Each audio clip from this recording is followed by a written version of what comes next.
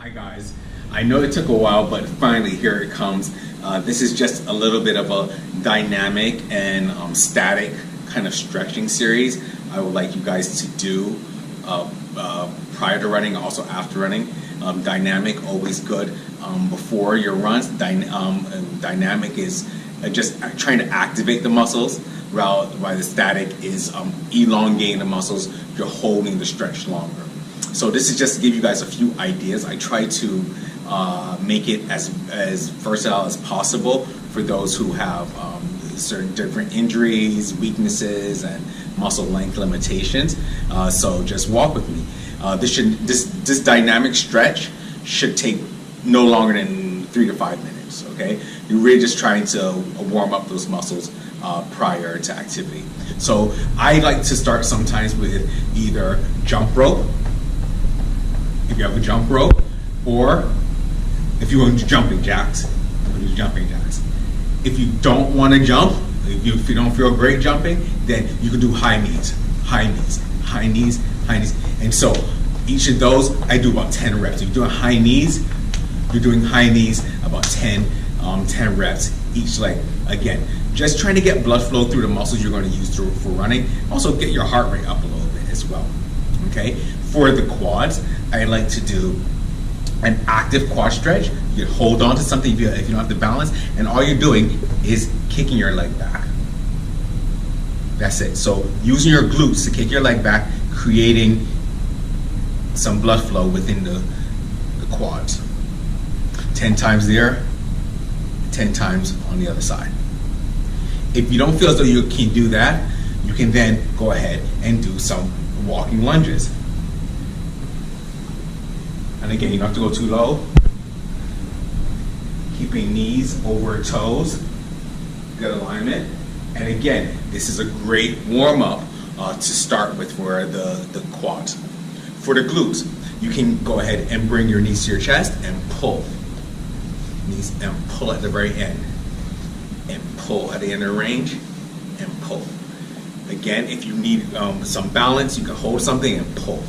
Again, facilitate blood through the system. Or you can do heel taps.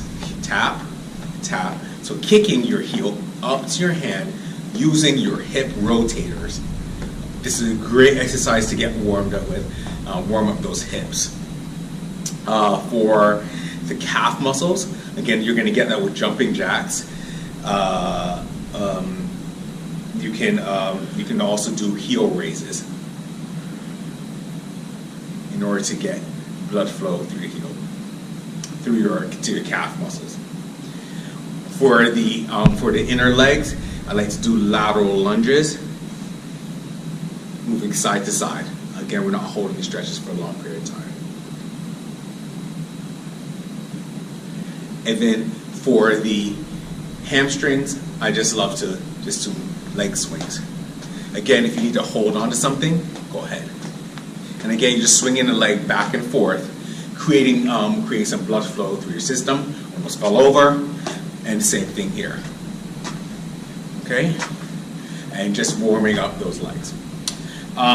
You can also do some planks if you want, some core exercises, whatever you want to do to warm yourself up.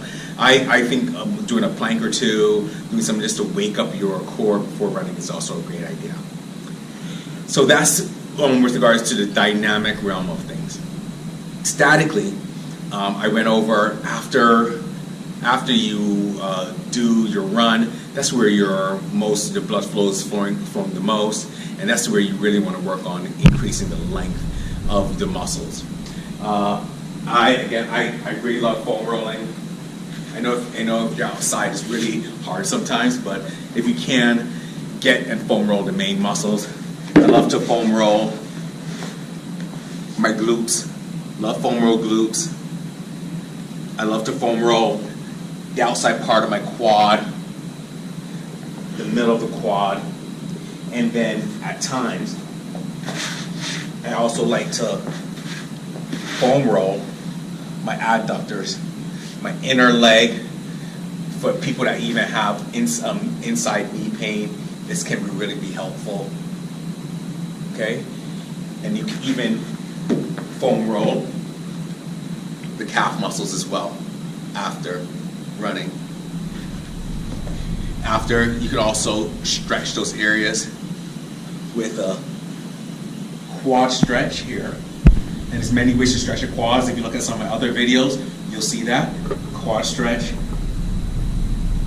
You can also stretch the glutes here, or figure 4, or a pigeon stretch. You can also stretch your hip flexors, and this is not done by leaning forward. This is done by rolling your hips forward. By just rolling your hips forward, you're elongating the hip flexor muscle. Okay. I don't stretch hamstrings, but after, I do like to do a couple deadlifts. And if you look at my other videos, I have videos showing a deadlift, a hip hinge, and this is activation of the glutes and the hamstrings, and your hips go back. As your hips go back, you're gonna feel the length of the hamstrings, tension of the hamstrings, and you'll come back up through the hips and back down. And I like to do about 10 to 15 of these just to give some stability to my system.